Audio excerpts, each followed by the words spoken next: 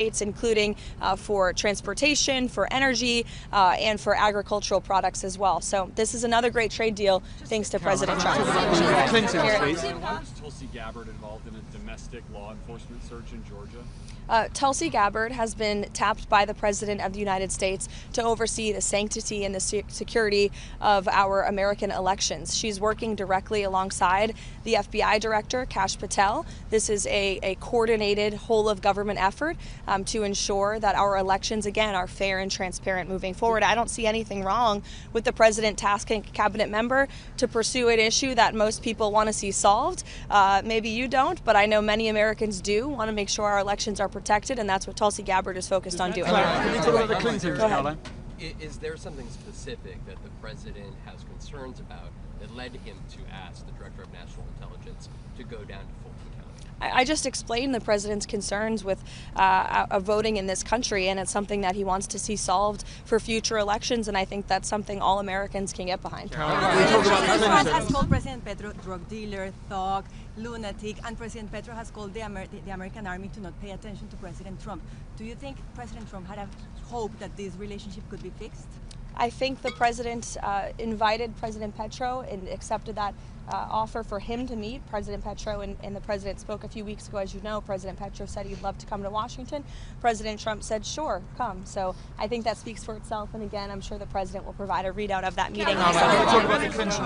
Given the recent news and what just happened, how much does this escalate tensions ahead of these critical talks that are happening with Witkoff? Well, look, I just spoke with Special Envoy Witkoff, and these talks, as of right now, are still scheduled. President Trump is always wanting to pursue diplomacy first, but obviously it takes two to tango. You need a willing partner to achieve diplomacy, and that's something that Special Envoy Witkoff is intent on exploring and discussing.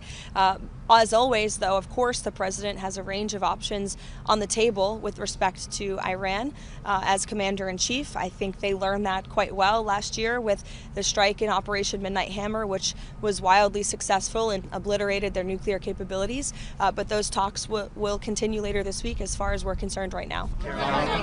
President Trump was talking yesterday about how President Putin had agreed to a week-long halt on attacks on Ukraine because of the cold weather. But today we've seen that Russia has launched some of the heaviest attacks this month. What's your reaction to that? Yeah, I spoke with the president about it this morning, and his reaction was unfortunately unsurprised. These are two countries who have been engaged in a very brutal war for several years, a war that would have never started if the president were still in office. It started because of the weakness and incompetence of the previous president, Joe Biden, and that's why the president continues so aggressively to pursue diplomacy to end this war. That's why Special Envoy Witkoff and Jared Kushner will be in Abu Dhabi tomorrow for another round of trilateral talks. I would note the trilateral talks that took place last week or the week prior are historic by nature. Never before have all three of our countries really been able to sit down at the negotiating table to move the ball forward towards peace. So Special Envoy Witkoff and Jared Kushner and President Trump made the impossible possible with respect to peace in the Middle East, and I know they're looking to do the same with respect to the Russia-Ukraine war as well. Jake. On Harvard, the president said yesterday he's now seeking $1 billion from Harvard. One, how do you arrive at that number? And two, he said he wants criminal, not just civil, charges against individuals at Harvard. Does he want to see Harvard officials arrested there criminally? Look, I will let the president and also the Justice Department and those who will be pursuing that against Harvard speak on the specifics of that matter. But I know that the president wants to see a deal struck with Harvard that is appropriate and that ensures they are held responsible for the criminal behavior, the illegal behavior, the harassment and the targeting of Jewish American students on their campus that took place over the course of the last several years. This is something the administration has been working on over the course of the last year, and the president himself has been directly involved, as evidenced by that Truth Social statement as well. What does President Trump want to see happen during this 2-week negotiation period for DHS funding? Is he confident that a deal will be reached? And what specifically is he willing to accept on some of the ICE and Border Patrol reforms that Democrats are asking for? Well, look, President Trump will be the ultimate decider of any policy changes on anything, especially with respect to immigration enforcement.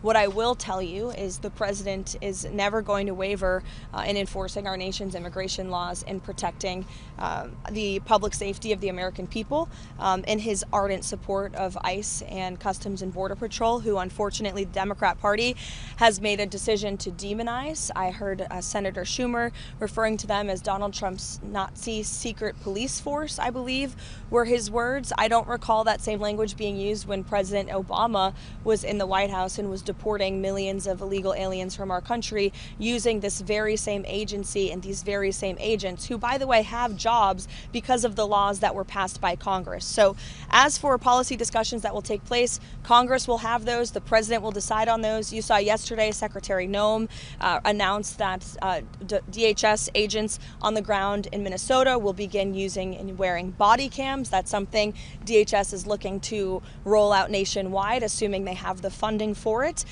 So that could be part of the discussion. I know Tom Homan has been on the ground in Minnesota. He's there again today for direct dialogue with state and local officials to move these conversations forward as well. And I think you'll be hearing more from Mr. Homan tomorrow on some of the progress that has been made. So look, we're willing obviously to have this dialogue and to talk and to listen, but we are not going to concede in enforcing our nation's immigration laws and delivering on the mandate the president was given by nearly 80 million Americans to deport illegal alien criminals from our country. Venezuela, any preparations for a visit from Delcy Rodriguez from Venezuela, and your statements on the political prisoners situation in Venezuela?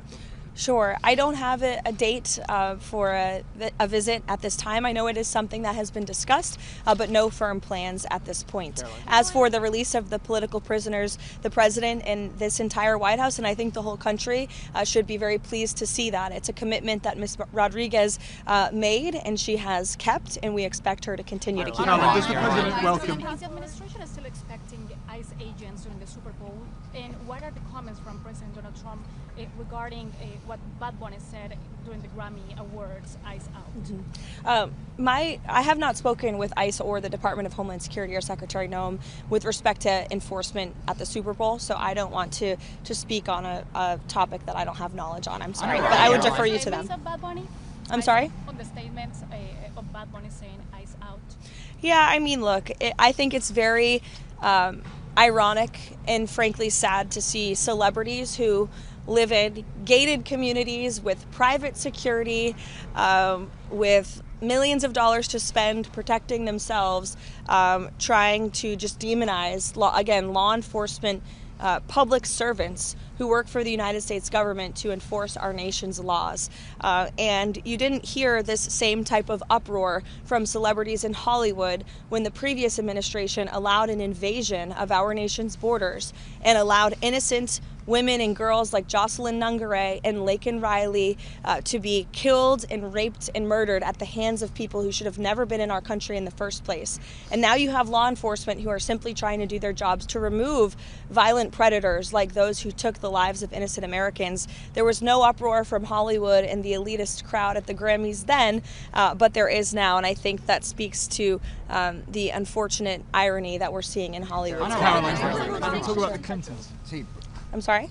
Go on. Sorry. Okay. President Trump approval ratings has went up in the Hispanic community since the Maduro's capture. What do you think about that? Because the legacy media said that the Hispanic community is scared about Trump policies. Yeah, I think it's a great point, but what the president obviously did with respect to Venezuela was a great thing for all Americans, but especially Venezuelan Americans who fled Maduro's illegitimate regime because of the horrors of communism, and I think it's a good lesson for all Americans to learn. Thank you, guys.